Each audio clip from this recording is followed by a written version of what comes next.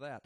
But also, why don't you weigh in for just a few seconds on this Cliven Bundy situation? You might have heard Dr. Grace and I speaking a few moments ago. Yeah, I have. And while I have to admit I have not seen the full video of what he said, I am aware of the comments. Yeah. And here's the deal. Here's a point that I think that has been missed in all of this. Let's assume for a minute that Mr. Bundy is, in fact, an outright racist. Okay. Those are his true feelings, and that we know that. We know him personally, and he's a racist. Let's just assume that. Okay. Guess what? What?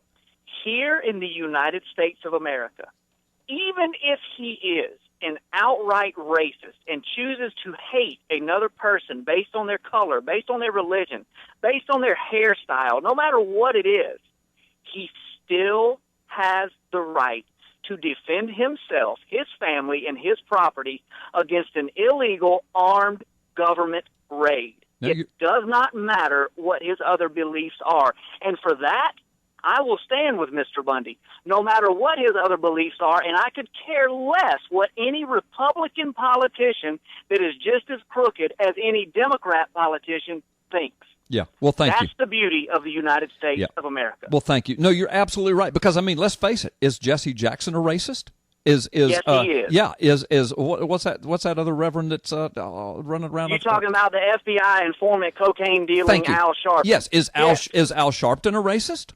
Absolutely. Yeah. Okay, Listen, so because because those guys have incited riots. Both of those guys have stood with groups that are calling for outright hits on individuals. Yes. And have putting bounties on people's heads. Yes, they are racist. On white people, actually. So because they're racist, does that mean now that they cannot defend themselves, that they have no more freedom of speech, that the federal government can now come in and just seize all of their property? Well, the answer to that is no. It doesn't mean any of those things.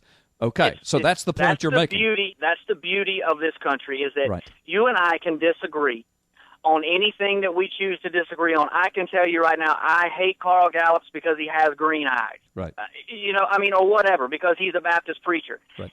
That in and of itself takes away zero of my constitutional rights. Right. None. No, that's a brilliant point, Brandon. That's why we call you the Big B, and that's why we love it when you're in the house. That is an absolutely salient, brilliant point.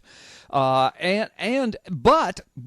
what I know about this, I don't think that Bundy is that kind of a racist. Now, I could be wrong. I don't know the man personally. I just know what he was trying to say is the same thing a lot of other bigwigs have said. He just totally messed it up. And I mean, listen, what he said, a friend of ours, Larry Pinckney, has said on video. Yeah, and Larry Pinckney's a former black. Larry Pinckney uses the term very often. He used it in an interview with me recently, and I hear him in other venues use the term that we need to all get off of the plantation. Yes. Yes. He says that all the time. Yes. We need to all get off of the plantation that the government, both Democrats and Republicans, have put us, we the people, on. That's Doesn't matter what color we are. Right. And they have put us, the people, on the plantation. And that is what Cliven Bundy was trying to say. But like Grace said, he's in the big leagues now, or he was, and he just didn't know how to swing that bat, and he really, really messed it up. But you're right, because Larry Pinckney is a black man, and he was a former Black Panther, one of the original ones. So, I mean, you can't get more into the black cause of the 60s and 70s than Larry Pinckney, and he uses the same illustrations that Clive Bundy used, except Cliven just really, really messed it up. Larry is a little better spoken. Yes.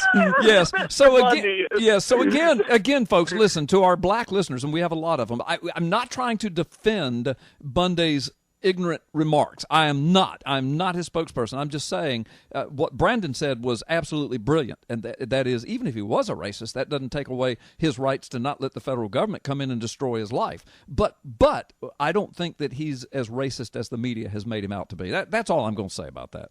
Yeah. Well, listen, there are more important things to discuss, yes, and you alluded to this.